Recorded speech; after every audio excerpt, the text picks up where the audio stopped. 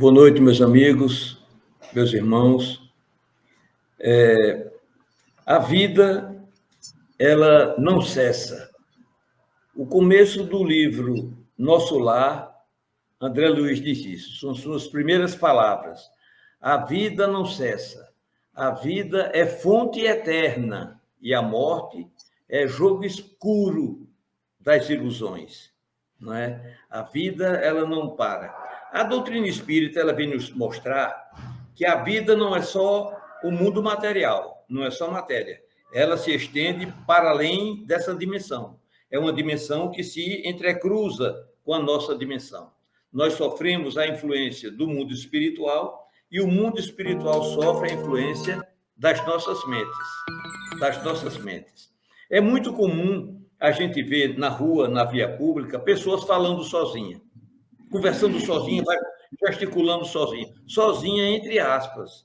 André Luiz vai nos dizer que quando nós estamos conversando sozinho, na verdade, nós estamos prestando informações ao mundo espiritual. Alguém nos pergunta e a gente responde. E então nós estamos em pleno diálogo. Outro dia, e já faz alguns anos, eu estava no centro da cidade, atravessando ali a Floriano Peixoto, com aqueles canteiros largos na frente da avenida, no meio da avenida, e vi uma senhora. Ela vinha rindo, ela vinha conversando, completamente distraída, sozinha. De repente, ela deu uma risada e tocou-se, né? Ela viu que estava... Aí ela parou. Mas o papo era interessante. E alguém soltou uma piada que ela, do lado de cá, ela riu. Na verdade, nós nunca estamos sozinhos. Os espíritos, eles se aproveitam da conexão mental para o diálogo, né? Para o diálogo. Então, nós vamos ver no nosso dia a dia esse fato muito corriqueiro e muito comum, não é? É a dimensão espiritual entrecruzando com a dimensão material. E vice-versa, sofremos a influência deles e eles sofrem a nossa influência. Os espíritos interferem no nosso pensamento? Pergunta Kardec lá no Livro dos Espíritos. E a resposta é: muito mais do que supondes, muito mais do que imaginais, não é? Então, a conexão, ela é mente a mente. Eu estava, essa semana, estudando, aqui em casa, estudando. E deitado, mas o braço ele estava apoiado, mal apoiado, o cotovelo mal apoiado, e o braço estava tremendo, que eu estou com leve tremor. E eu observando a mão tremendo. Aí, de repente, me veio aquilo no juízo. Tremor é o chakra esplênico. Concentre-se no chakra esplênico. Eu me concentrei no chakra esplênico e a mão parou imediatamente de tremer.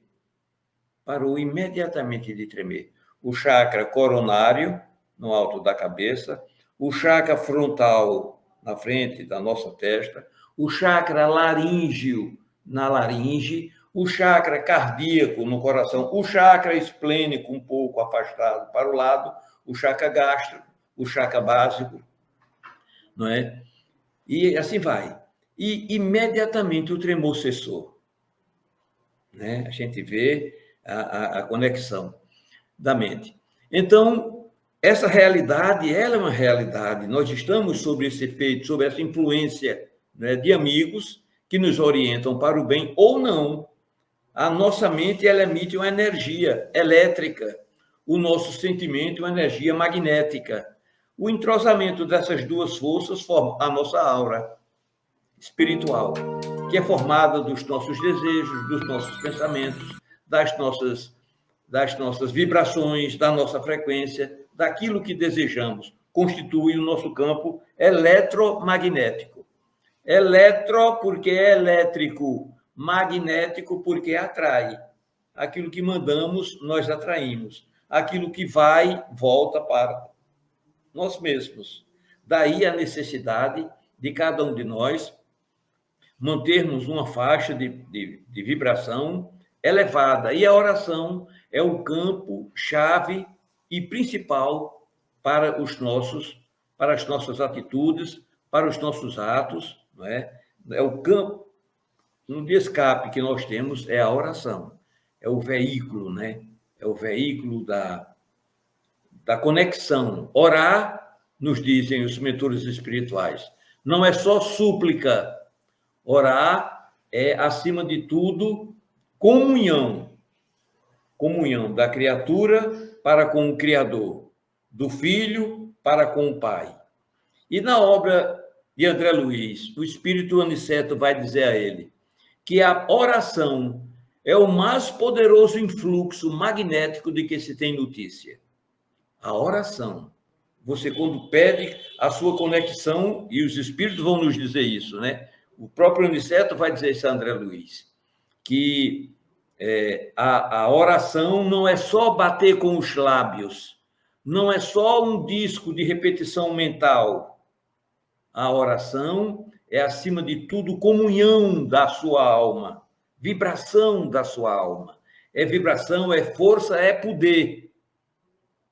E que nós poderemos e devemos usar os recursos que estão em nós mesmos, diz Aniceto. Quando o homem aprender a utilizar os recursos que estão dentro de si, ele é capaz de atitudes fantásticas, de atitudes extraordinárias, de atitudes verdadeiramente espantosas, né? Então, essas realidades, essas verdades, elas estão dentro de nós. Quando nós oramos com fé, quando nós oramos com fervor, quando nós oramos com alegria, com confiança na bondade e no poder divino, esse campo se expande, não é? Nós vamos ver o poder da oração, o poder da prece. No livro Nosso Lar, nós vamos ver que no momento em que eles oram, em determinado momento, André Luiz descreve que pétalas azuis caíam sobre todos eles, sobre cada um deles, não é? Isso aí batia e desaparecia. E o mentor vai dizer que essas pétalas jorram incessantemente do céu, não é? Que no momento da nossa oração, da nossa vibração, aquelas pétalas elas se apresentam mais densamente e podem ser percebidas por certos espíritos. Mas as bênçãos do céu não param de jorrar sobre todas as criaturas. Meu professor, era isso que eu tinha a dizer, meu professor Matusalém.